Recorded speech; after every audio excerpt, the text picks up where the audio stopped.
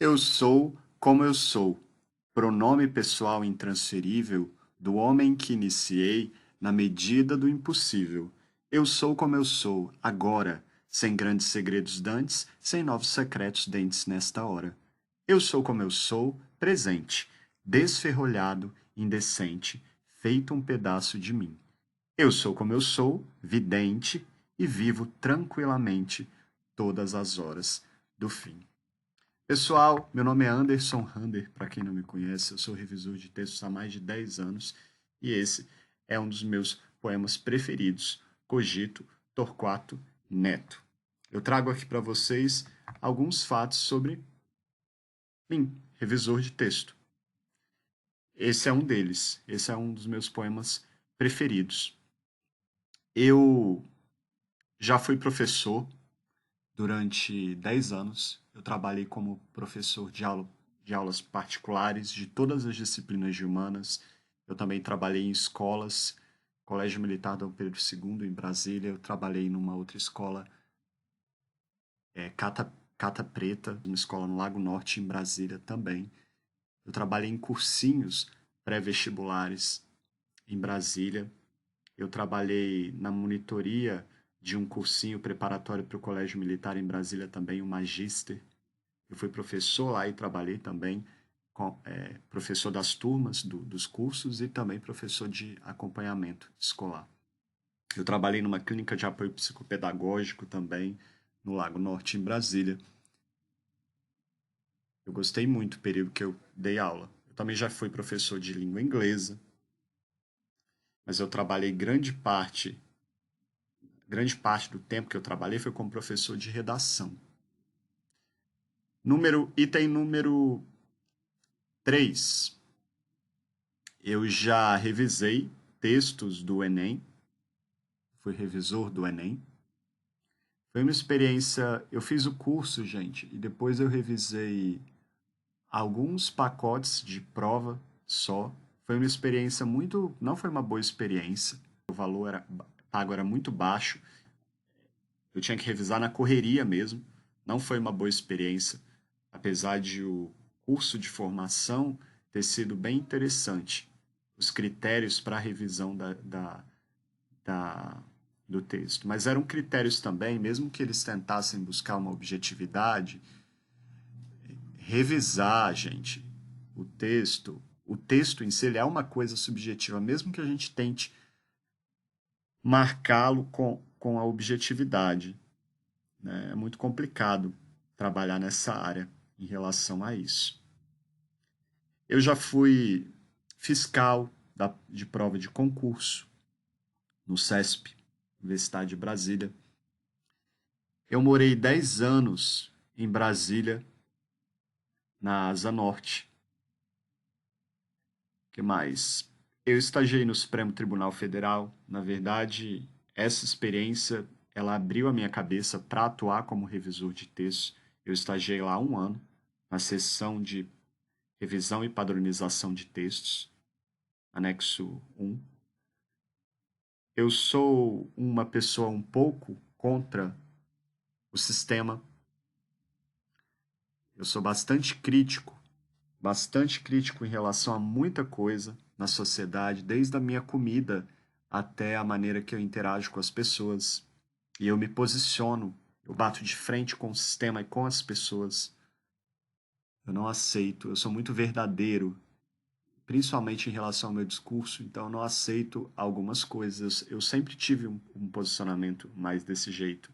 Eu sempre arrumei muitas confusões com as pessoas por causa disso, porque elas vivem com as máscaras sociais e elas vivem as mentiras, elas acreditam que aquilo é verdade e isso para mim é muito conflituoso porque eu não consigo viver com essas mentiras para essas pessoas. Isso é um conforto social, mas para mim não é. Para mim me faz mal. Então, às vezes há muitos conflitos com a minha família, com as pessoas de maneira geral por causa disso. Não quero dizer que eu sou um robô, né? Que eu vivo, mas eu não consigo engolir algumas coisas da sociedade, principalmente algumas mentiras. Elas não me confortam como elas confortam algumas pessoas. porque eu sempre fui muito acostumado a pensar, buscar filosofia. Desde muito cedo, eu sempre gostei, sempre tive interesse, diferente dessa coisa da cultura brasileira que busca esses simulacros, porque há uma lacuna na educação e no estudo, né? Há uma própria dinâmica social do Brasil, no Brasil, da esperteza, de fugir ao estudo, à racionalidade, ao conhecimento. Eu sempre fui contrário a tudo isso, eu sempre fui para um outro caminho. Isso, inclusive, é muito típico de países latinos, países árabes, onde a educação ela é um pouco mais precária.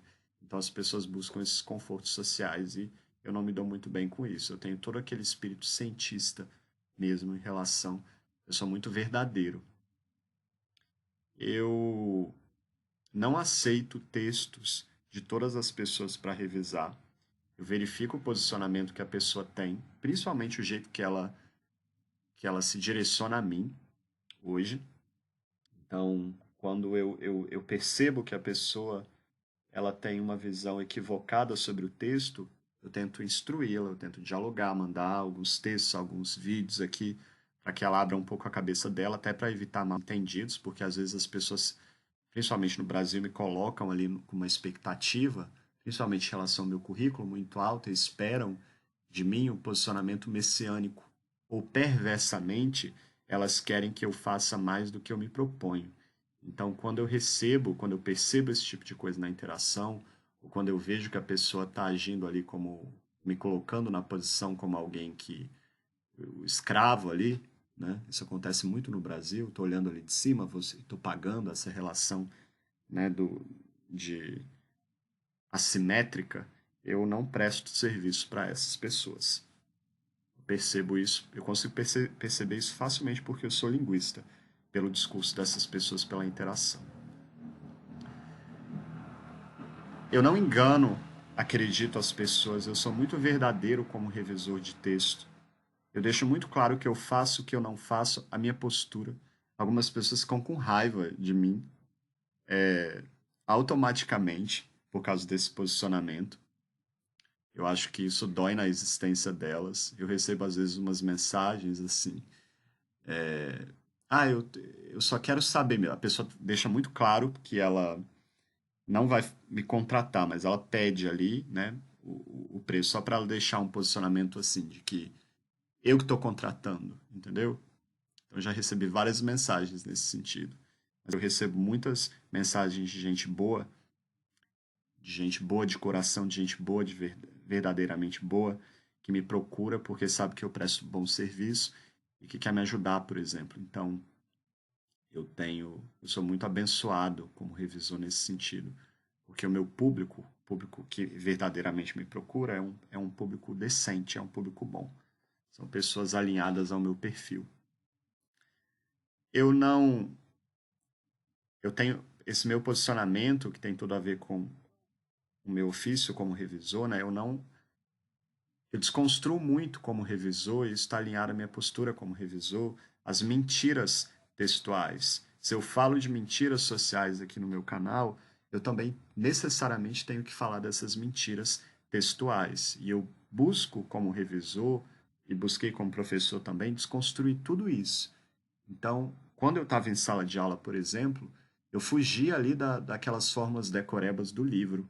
Eu tentava não usar o livro e tentava trazer essas ideias mais desconstruídas que eu aprendi com linguistas na área de linguística textual e outros, Bakhtin e por aí vai, na universidade. São ideias muito além das ideias que vigoram nesses livros, porque eu acredito que a escola subestima o estudante.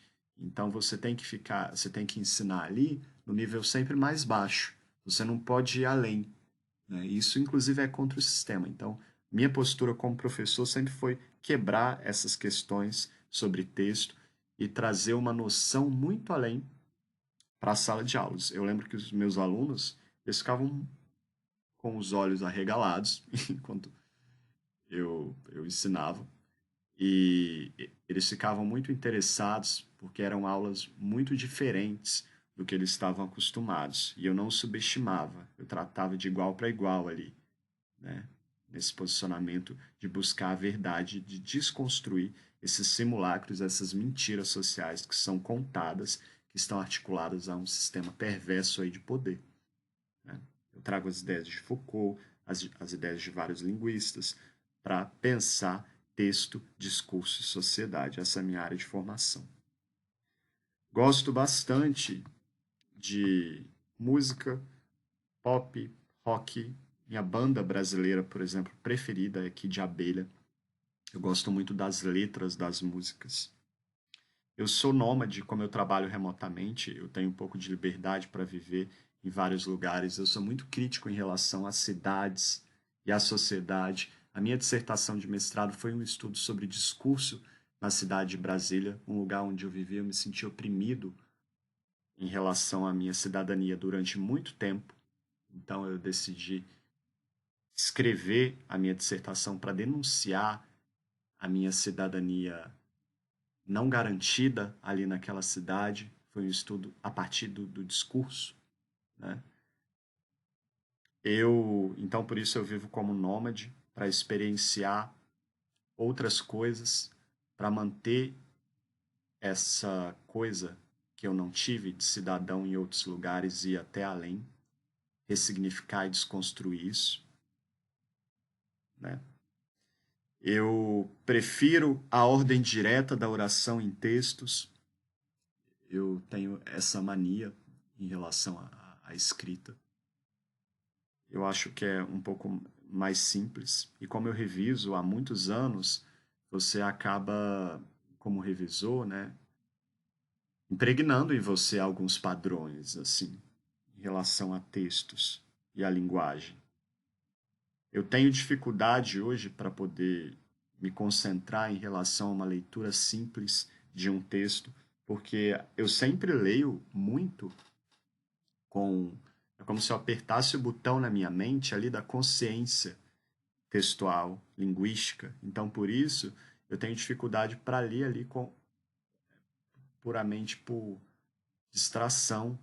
Então, eu sempre estou com um olhar analítico, crítico ali para a leitura. Isso, para mim, às vezes é muito problemático. Às vezes eu tenho até dificuldade para dormir, para me desconectar do meu estado de consciência que eu construí como revisor ao longo dos anos e como crítico. Eu tento, obviamente, né, me desconectar muitas vezes para, né, a gente precisa disso, é natural, é importante também, mas eu sempre sou lembrado disso, desse meu caráter crítico, quando alguém me pede para revisar um texto e quando eu estou revisando. Então, isso é uma coisa que eu tenho muita dificuldade de me desconectar. Então, é por isso que eu vivo sempre nessa coisa da verdade. Isso tem tudo a ver com a minha profissão. Eu Eu gosto de revisar os gêneros que eu prefiro revisar hoje são gêneros acadêmicos, especialmente teses de doutorado. Eu ouvia, na época que eu trabalhava em um cursinho pré-vestibular dos meus amigos, assim, e que eram pessoas que não tinham muita ganância na vida, eles não sonhavam muito. E até colegas do curso de letras, eles diziam para mim assim: por que que você quer trabalhar com esse público mais adulto? Você tem que começar ali pelo público de baixo. Eles vinham com esse discurso assim de que eu não podia, de que eu tinha primeiro ali que trabalhar com criancinha. Eu nunca gostei de dar aula, por exemplo, para criança, nunca. E eu nunca me subestimei em relação ao conhecimento. Eu sempre me senti capaz, como todo mundo, de qualquer coisa na vida, né? A gente sabe que na sociedade as pessoas tentam oprimir a gente para a gente se desenvolver intelectualmente, principalmente. Então eu sempre ignorei essas pessoas. Eu sempre fui muito mais longe do que elas, por isso. Porque eu nunca me coloquei ali numa posição de que eu não podia, ou de vitimismo. Mesmo que eu viesse de uma condição, mesmo que eu tenha estudado em escola pública, mesmo que eu não tenha vindo de uma família, eu não vim de uma família pobre, mas de uma família tão elitizada. Eu nunca me senti oprimido, tão oprimido nesse sentido no Brasil. Então isso sempre me permitiu ir mais além. Eu sempre acreditei que eu era capaz de revisar esses textos e eu construí a minha carreira em cima disso, deixando de ouvir as bobeiras que as pessoas falavam para mim. Não gosto de prestar serviço para o governo. As pessoas às vezes me tomam como arrogante com esse discurso, né? Você não pode dizer isso abertamente na sociedade, você tem que se colocar porque o outro se dói com isso. Uma posição de alguém que tem defeitos. Eu tenho vários defeitos, sim, claro, mas os 20 anos de dedicação à minha profissão, à minha formação, né, eu falo com muito orgulho, porque diferentemente de muita gente no período de graduação ali, principalmente colegas que ficavam em festa, pessoas extremamente elitizadas, eu ficava lá pegando 8, 9 disciplinas de vários cursos para poder expandir o conhecimento na minha cabeça, para poder crescer mais como pessoa. E isso sempre foi uma postura diferenciada, porque eu sei que as outras pessoas não, elas não têm essa consistência que eu tenho, e elas não fazem o menor esforço como eu fiz na minha vida. E isso daí eu dou valor. E eu sei o valor e o peso que isso tem, principalmente para a minha profissão. Não gosto de prestar serviço para o governo, porque as pessoas com quem você lida, nesse caso, eu já ganhei algumas licitações, já fui convidado, carta convite para trabalhar para o governo, mas eu não gosto, apesar de dar mais dinheiro, eu não me preocupo tanto com isso, porque muita gente ali é alienada, muitos funcionários públicos que trabalham ali, que acham que vem com esse posicionamento, eu estou de cima, você foi contratado, então você está submisso a mim. Então eu passei poucas e boas nesse período interagindo com essas pessoas e elas sempre têm esse posicionamento, pedindo coisas além. Eu me lembro de e ameaçando em relação ao não pagamento. Me lembro de pessoas abusarem da minha boa vontade, pedirem para eu fazer mais do que estava estipulado no contrato, me ligarem na minha casa fora do horário comercial, achando que, né, ele, no Brasil, o funcionário público ali em Brasília, os mais elitizados principalmente, eles têm uma noção muito fora da realidade do que eles podem e do que eles não podem, do limite entre eles e os outros, na própria posição que eles colocam ali, né? Então, não gosto de trabalhar para essa gente e para o governo de maneira geral, principalmente porque eles pagam quando quiser e porque eles têm essa visão sobre a maioria deles, né, gente? Não é todo mundo. Eu já trabalhei, por exemplo, no Supremo Tribunal Federal e eu conheci funcionários públicos maravilhosos. Mas, de maneira geral, como eu venho dessa realidade de Brasília, eu posso dizer que essa gente é uma gente bem decoreba, com pensamento bem alienado, e eles manutencionam essas coisas de poder no Brasil, tô olhando de cima, né? E eu critico muito isso, porque eu tomei o caminho contrário, eu sou empreendedor, né? Então, eu sei o tanto que eu ralo para poder manter o meu negócio. E aí tem aquela coisa da estabilidade, aí eles vêm com esse discurso, ah, mas eu passei em concurso, eu estudei pra caramba também, né? Também tem o meu mérito aí, e, e eu não tenho estabilidade nenhuma, muito pelo contrário, né? Eu escolhi isso para mim, mas eu não tenho esse posicionamento de ficar achando né, que eu sou melhor do que todo mundo, esse tipo de coisa, muito típica do brasileiro. Não gosto de revisar os meus próprios textos. O outro vê melhor, então eu prefiro, mas eu tenho dificuldade de confiar em alguém que revise hoje. É por isso que eu trabalho sozinho, porque eu nunca consegui trabalhar com alguém que fizesse um trabalho decente, mesmo com pessoas formadas em universidades federais nessa área. É um trabalho muito subjetivo de revisão de texto, as pessoas não sabem o que fazem, porque elas não se conhecem. Então, se você não conhece a si mesmo, como é que você vai intervir em alguma coisa em relação ao outro? Né? A maioria das pessoas estão perdidas na sociedade, elas não sabem, não têm noção de quem elas são, e isso implica a questão da revisão. Eu penso demais, sempre penso demais, eu adoro pensar, eu não vejo um problema nisso. Tem gente que coloca nisso, pensa que quem é assim é uma pessoa, né, esquisita. Eu nunca tive problema com isso, eu nunca me senti inferior por isso. Eu sempre coloquei a minha estima bastante elevada por isso. Minha família, minha mãe, por exemplo, sempre me tratou, né, me fez pensar e acreditar em mim. Então nunca tive problema com isso, não, né, de achar que eu sou os meus amigos mesmo. Eu prefiro ter amizade com gente desse jeito do que ter amizade com essas pessoas que vivem essas mentiras sociais, porque cedo ou tarde a máscara cai. As pessoas envelhecem, elas tomam um pouco mais de consciência sobre a vida e vão para um caminho um pouco mais filosófico. E quem não consegue em uma vida ter a percepção para isso é uma pessoa, infelizmente, muito vazia por dentro. E, infelizmente, há algumas pessoas que morrem sem ter essa percepção, sem se despertar para isso na vida. Eu amo filosofia, vocês podem perceber aqui que o meu canal tem um pouco esse tom. A minha própria atuação, pensamento científico, textual, tem um pé lá na filosofia. A filosofia é a base das ciências, né? Um abraço a todos, vou deixar aqui os meus contatos para quem precisar de revisor de texto. Tchau, tchau.